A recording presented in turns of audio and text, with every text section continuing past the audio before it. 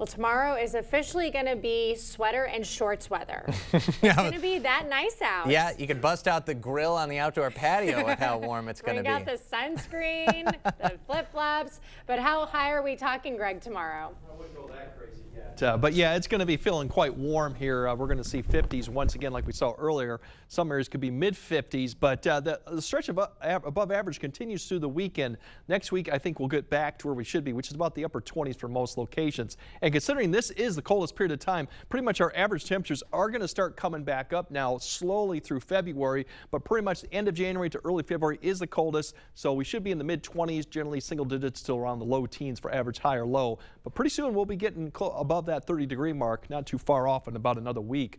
Record temperatures on Thursday, many areas in the mid-50s. We do have a little bit of light rain, but that is for a very small portion of the southern area.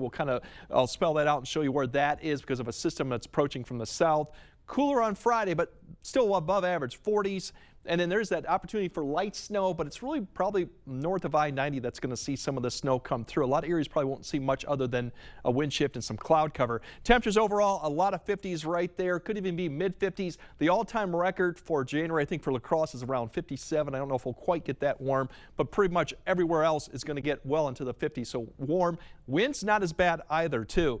And really, we're talking about, here's that cloud cover and precipitation that'll be approaching by the evening hour for far areas. We're talking like Crawford County, Prairie du Chien, southern Wisconsin. If that precipitation forms, it would be very light, if anything. Otherwise, towards tomorrow evening, we'll start seeing a front also sag southward. That'll turn the winds around to the north and increase cloud cover going into Friday morning. That front is going to bring in some cooler air too. Now, speaking big picture, there's that activity going right to the south. Another view of that. If you have plans going down to northern Illinois, it's going to be quite wet getting into that direction with the system and in the form of rain, given the warmer temperatures too. So that's what we're looking at for overall. For now, Friday's highs, we're going to bring those back down behind the cold front. So more 40s. Still, we should be in the mid-20s. So almost still 15 to 20 degrees above average for some locations, just not the 50s with some cloud cover in the morning. Now, the weekend snow opportunity comes as things spins out to the west. We'll bring in a little bit of light snow potentially with a warm front coming through maybe Saturday evening. You can see the snow up there, mainly north of I-94.